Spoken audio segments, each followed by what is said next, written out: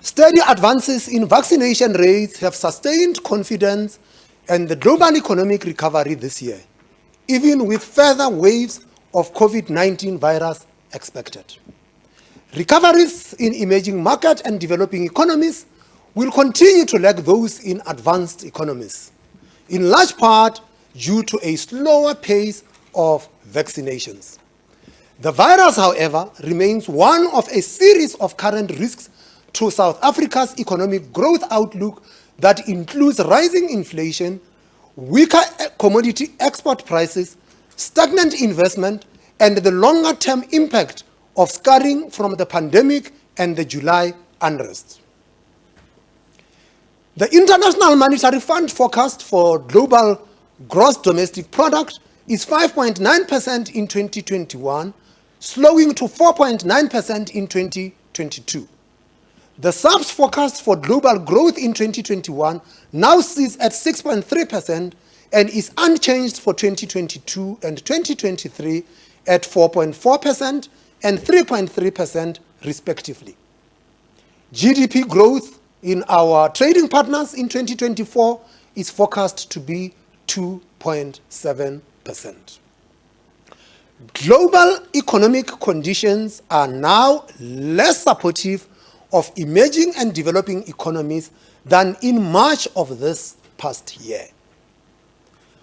Although policy settings in advanced economies remain accommodative, considerably higher global inflation and rising uncertainty about the normalization path for interest rates continue to cause financial market turmoil and capital flow volatility. Risk aversion in financial markets has increased. Economies that failed to take advantage of improved global prospects or to reduce large macroeconomic imbalances remain vulnerable. While the domestic economy grew strongly in the first half of 2021, the second half of this year is expected to show mixed results. Overall, we forecast the economy to grow by 5.2% this year, revised down due to the larger negative effect on output than was previously estimated from the July unrest and other factors. Our revised estimate for third quarter economic growth is negative 2.5% compared to the previous negative 1.2%. For the fourth quarter, we expect a GDP outcome of 2.6% compared to the previous 1.6%. Despite these quarterly revisions, the annual growth rate in GDP for 2021 reflects a healthy bounce back from the economic effects of the pandemic. However, in the next 2 years, economic growth is expected to align with a low rate of potential growth. GDP is expected to grow by 1.7% in 2022 and by 1.8% in 2023, unchanged from the September forecast. GDP growth in 2024 is forecast to be 2%. The July unrest, the pandemic, and ongoing energy supply constraints are likely to have lasting effects on investor confidence and job creation, impeding recovery in labor-intensive sectors hardest hit by the lockdowns. High export prices are expected to fade, perhaps faster than previously expected. Very weak job creation will moderate household consumption. Investment will remain constrained by the high risk of further load shedding and ongoing uncertainty. The faster vaccine rollout presents some upside risks to the growth outlook. Overall, and after revisions, the risks to the medium-term domestic growth outlook are assessed to be to the downside. Compared to the September meeting, the output gap is broadly unchanged over the forecast period. The current account surplus remains substantial, but is expected to be significantly smaller than our previous projections at 3.8% of GDP in 2021.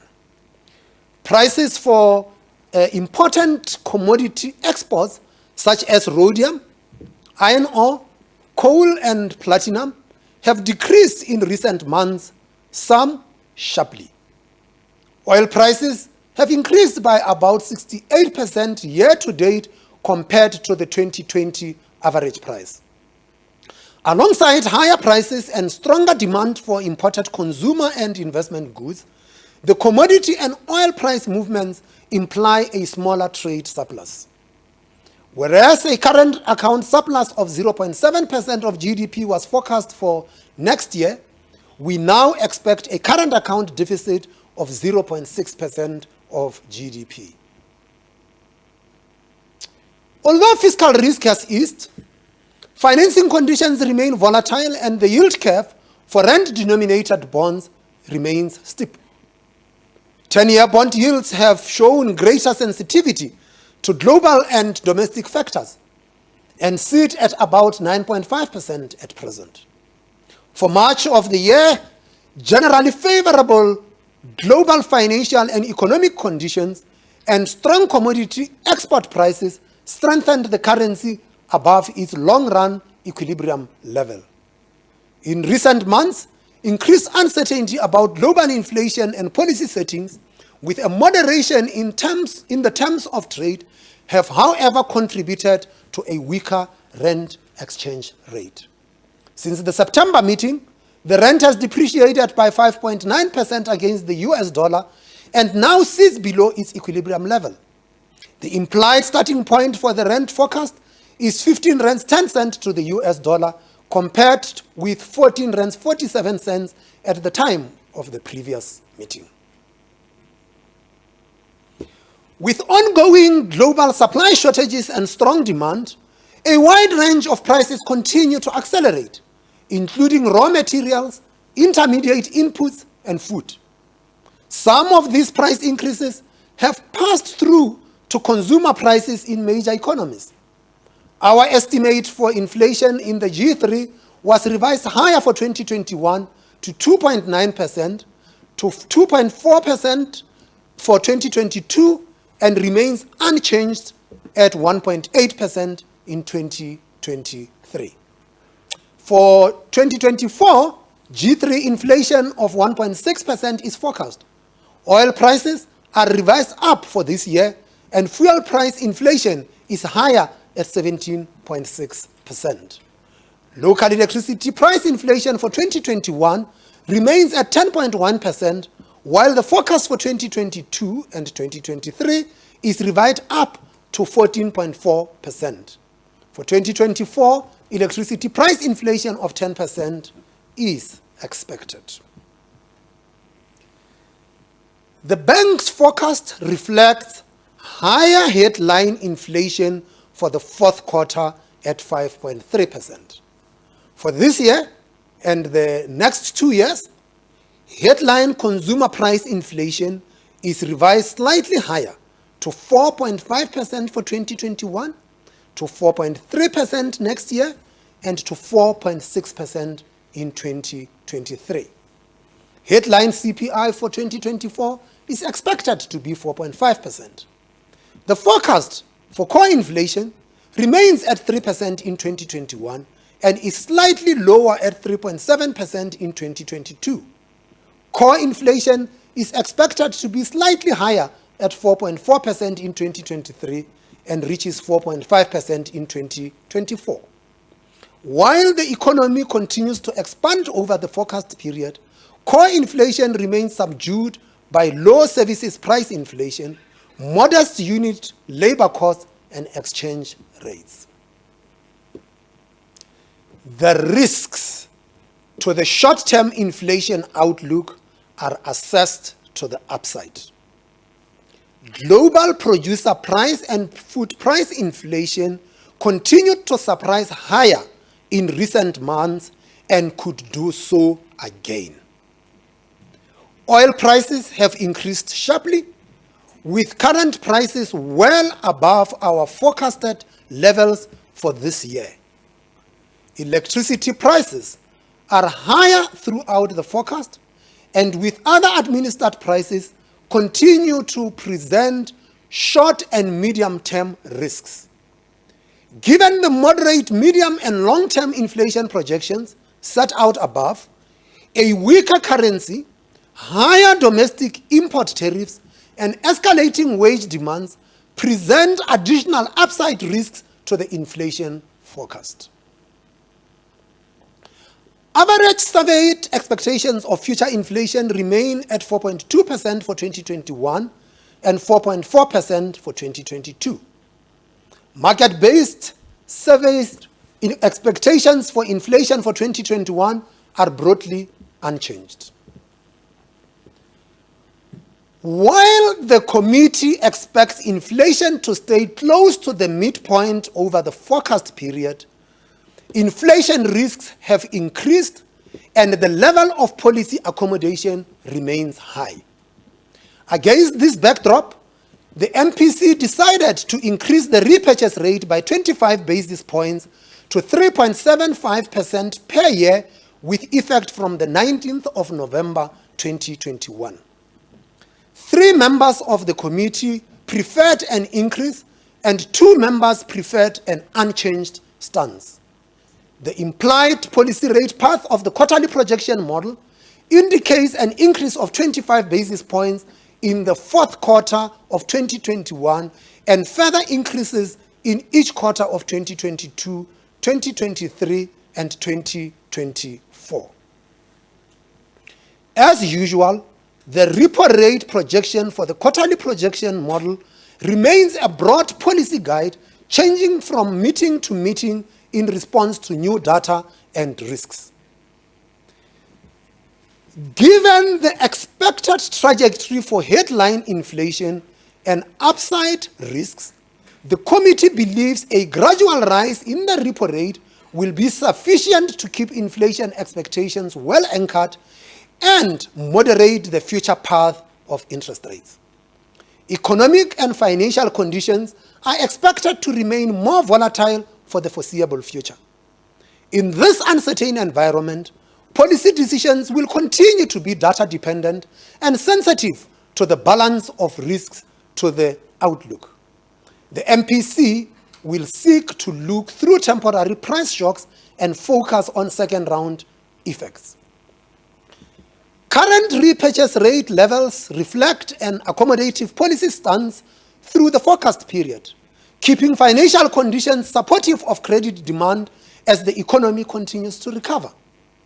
The bank has ensured adequate liquidity in domestic markets and will continue to closely monitor funding markets for stress. In addition, regulatory relief provided to banks continues to support lending to households and firms. We wish to emphasize once more that better anchored expectations of future inflation should keep interest rates lower for longer and can be realized by achieving a prudent public debt level, increasing the supply of energy, moderating administered price inflation, and keeping wage growth in line with productivity gains. Such steps will enhance the effectiveness of monetary policy and its transmission to the broader economy. That concludes our statement. This is the first press conference that we are hosting physically in the Reserve Bank, but the journalists are not in the room. The questions will come online, and Ziyanda will then field the questions, and I will then direct them to, as appropriate, to the other MPC members.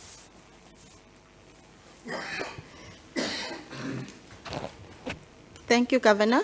There aren't any questions yet. If we can please give the media a moment to type them. They are still typing, yeah. Yes.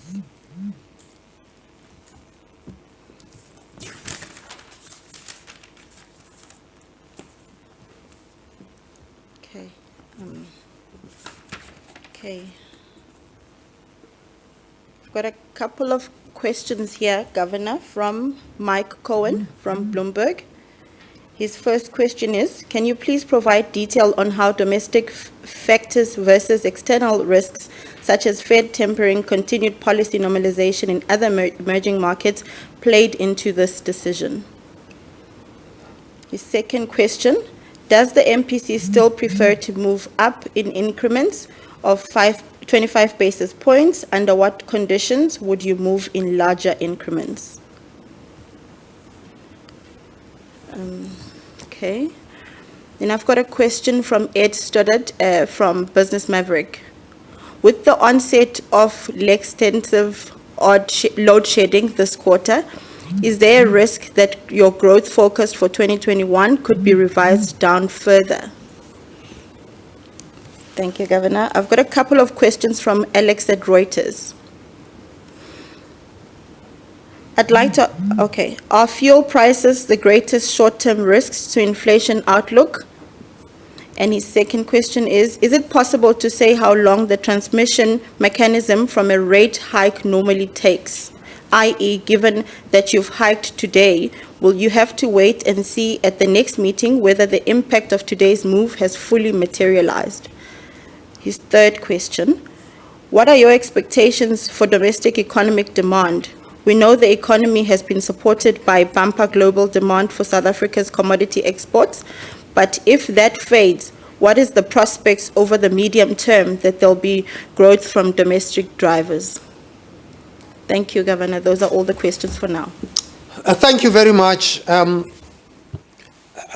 in the statement we spell out both domestic and global factors that are driving the inflation trajectory. We have not weighted them. We just said that these are all the factors that we took into account.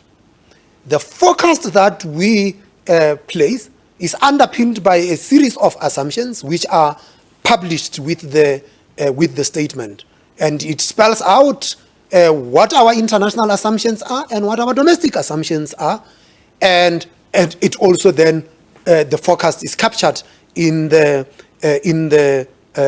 statement. So the statement is giving an assessment of both global and domestic factors that would impact on inflation. And you ask the question, to what extent have we taken account of tapering in the advanced economies, and to what extent have we taken account of the normalization path there?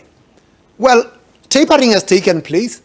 Normalization of policy has not yet taken place in the advanced economies.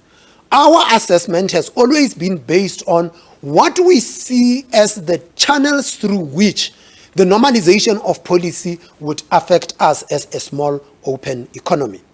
And the view that we have taken is that it will mainly come through two channels. The first channel is a financial channel, that when that normalization takes place, there is bound to be a repricing of financial assets. And secondly, there is going to be a realignment of exchange rates. And to the extent that this realignment of exchange rates and repricing of financial assets takes place, there would be a movement of capital across boundaries. If such a movement of capital results in outflows taking place from the emerging markets, including South Africa, and the exchange rate gets affected in the process and is realigned with the advanced economy currencies, we would do what we normally do, which is this of a temporary nature, or is this of a permanent nature, meaning does it lead to second round effects? If it is just of a temporary nature, we will look through the shock. But if it is of a permanent nature and leads to second round effects, our reaction will be to those second round effects. To be clear, we didn't take this move to try and preempt what the advanced economies will be doing. We took this move based on our assessment of the domestic and global economic conditions and our own forecast of what the inflation and growth outlook would actually look like. And you ask the question, would you continue to move in increments of 25 basis points? Well, the way in which our quarterly projection model is calibrated is that it moves on the basis of 25 basis points, and over the next 12 meetings is 25 basis points for each one of those meetings. As we repeatedly state, this is just a broad guideline which changes from meeting to meeting depending on data and our assessment of risks to the outlook. And as such, whether we do 25 basis points, 0 basis points, or 50 basis points depends on our assessment of the risk and the trajectory. There were times when we did 0. And remember, changing the policy rate by 0 is also a decision. So let's get that one out of the way. Ed, you ask about the load shedding and the impact. The forecast that we have had taken account of the load shedding as we have experienced so far. Clearly, if the load shedding becomes more pronounced, it will lead to different challenges. As we stated in the statement that load shedding remains a risk to the investment trajectory, that it creates uncertainty for investors because they need some assurance that you will continue to have electricity going forward for them to make investments. Alex, you raised a question about the fuel price rise, whether it was the key driver. No, it was an important factor, but repeatedly in previous meetings, we highlighted the risks to the inflation outlook. And this was just but one. The exchange rate is the other, the electricity prices are the other, wage settlements is another. There is a range of risks that we had actually identified. And to this now you could add global inflation and global supply constraints that are being experienced, which we are also beginning to see manifest themselves in our own domestic conditions. So the move is not based on one factor, but on an assessment of those risks. And as we say in the statement, the risks are now elevated compared to what we had seen in the previous meetings. How quickly do we expect the transmission of interest rates to come? We work on a rule of thumb of like between 12 and 18 months as the period at which it affects. It is not just that clean, because you may find that you end up having to adjust policy as you go along, as we saw last year, and the effects of that get felt over the monetary transmission mechanism, and which means that if the next meeting is going to be taking place in January, which would be 3 months later, and you are working on 12 months, that means you are looking at a new 12 months for the effect of whatever change that might have taken place in January, if there is any change in January. And what are our expectations of domestic and global demand? At the moment, small open economies like ours have benefited from the favorable global economic conditions. And how has we assessed this?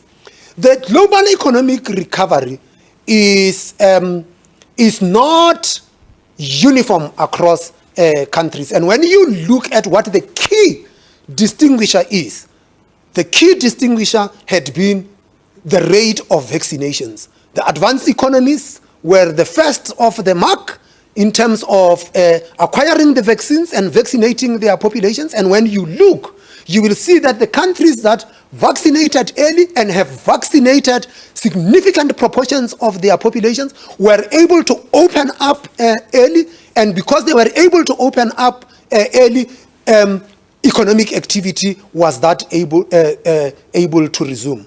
With that, small open economies like ours benefited from that. We saw that the reopening of the advanced economies also led to a rise in commodity prices, and South Africa benefited from that.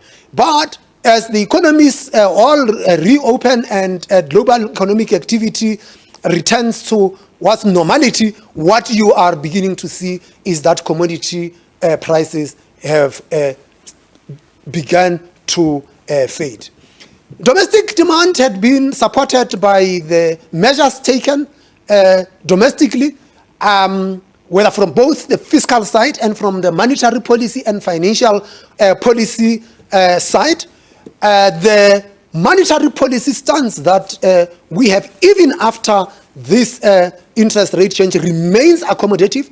As a matter of fact, the policy rate remains negative on a forward-looking basis. So if you look at our forecast for inflation for next year and where the policy rate is now, you will find that the real policy rate is actually negative. So that deals with the questions. I mean, the good panelists here might want to add anything. Done. Okay, thank you, Governor. We've got a couple of questions from Bloomberg. The first question is from Pranisha Naidu. Given the current drivers of inflation, do you see the second round price increases materializing? If so, where? The next couple of questions are from Mike Cohen again, also from Bloomberg. First question is, could you please quantify the likely effect the rate increase will have on economic growth? And how would you respond to critics that say this move is effectively removing much needed economic stimulus? His second question is, how do you view the potential inflationary impact of above inflation private sector pay increases?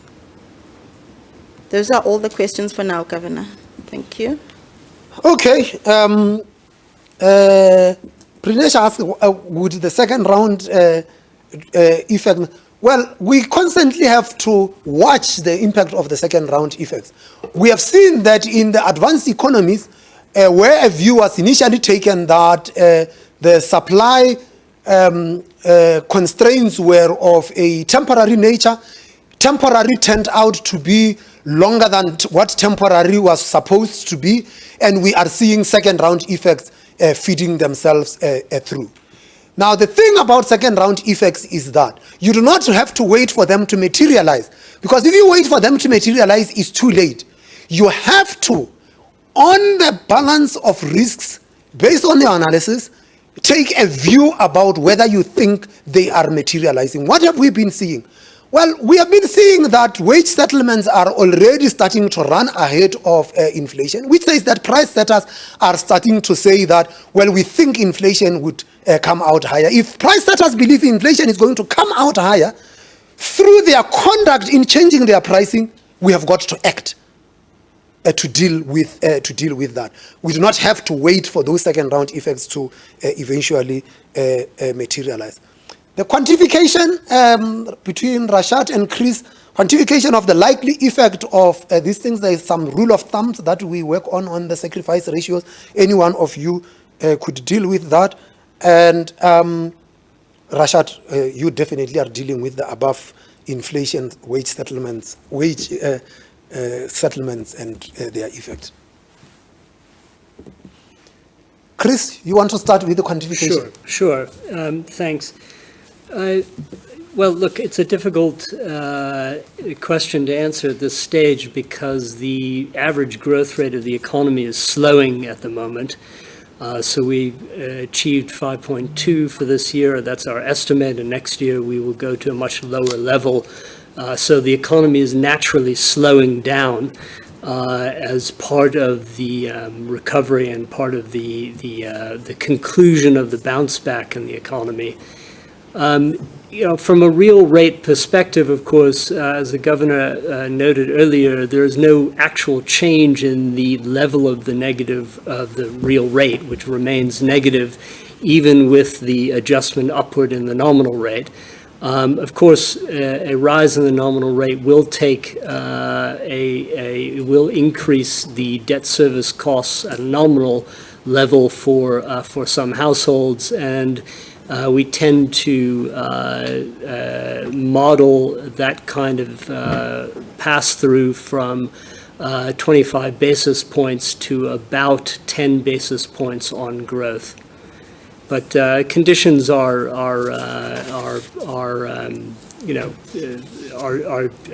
hard to estimate at the moment exactly what that pass-through to growth would be. Thanks. Thank you very much, Governor. Let me just be clear about one thing. It's really not the SARB's role to talk about what wages should be. It is not, the SARB's role to discuss the labor share versus profits in a firm. I think that what we look at is whether wage increases are consistent with productivity increases. And I think that from our point of view, what we want to establish is that if wage increases are in line with productivity increase, you don't get the inflationary pressures that we would be worried about that could push inflation above the midpoint of the target. So I think, the clear thing here is people have a right to their wages being increased for cost of living and so on. But I think that what's important for us is not just wage increase in its own right, is how do wage increases impact on unit labor costs? And if it does impact negatively on unit labor costs, it means we have inflationary pressures along with other pressures that exist in the economy, like electricity and so on. Thank you.